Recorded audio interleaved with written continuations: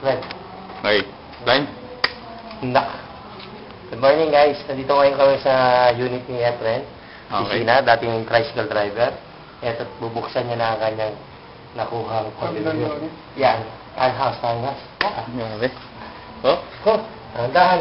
Paano kakamaling sa kanya? Ay, sa kanya talaga ba? Kanya to. Sa kanya talaga. Oh, ang ilaw. Ang ilaw.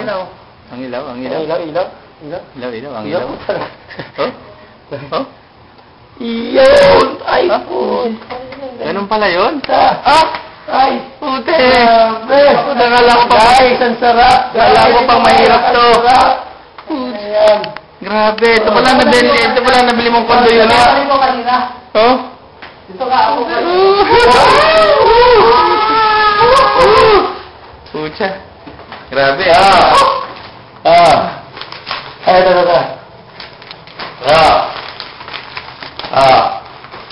Why we want you to be rich? Yan. Bakit? Gusto namin na ikaw yumaman. Para malayasan mo to!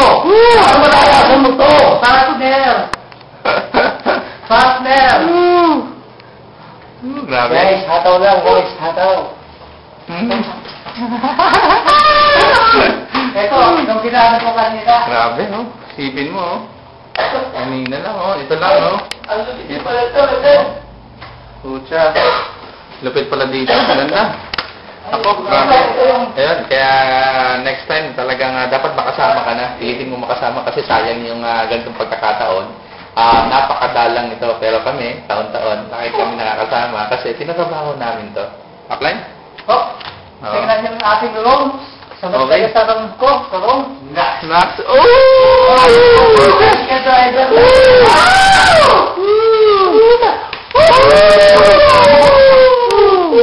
Ilaw. Ang ilaw na rin, ang ilaw. Ilaw. Ito na eh. Sa iba talaga ito. Grabe. Ito, naka-flat TV sila ngayon. Nakadalawa na. Ay, grabe. Sa mga mapakinig nito, unang mensahe sa hindi pa member. Guys, kung gusto mo ng magandang buhay talaga, hindi lang magkakotse, magkabahay, tulad ko, savings guys, makapag-travel ka ng libre at hindi lang travel. Yes. Sa P5 na lugar. Yes. Kundi doon sa mga first class na pinagtatravelan na may mga pera. Yes. Sipin mo, former tricycle driver, former tricycle driver ngayon, big time na. Sipin mo. Ako naman guys, dating factory worker. Ngayon, eto na rin. Big time na rin. Ay, grabe. At itong i-introduce ko sa iyo, yung nagkukuha. Dating callboy lang. Ito yung engineer. Factory worker din. Ayan. Ay, grabe. Ito, isa akong engineer by profession. Pero ngayon, grabe, sobrang laki ng binago sa akin ng DXN. Ito ngayon, nakapag-travel ako. Ito yung pinakahihintay ko. Next time, sana, mas kasama na namin kayo. Konting hapit lang, trabaho lang. Message kay paring Albert. Kay Albert naman, ako Albert, sayang. Pare, Habit ka na naman. Ako, konting-konti na lang, itrabahuhin mo na. Saka na muna kasi yan. Ikaw naman kung ano nang pinapit na activity mo Kumaka na kasi agad Saka na muna yan.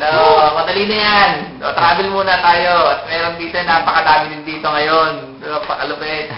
Message kay paring Albert.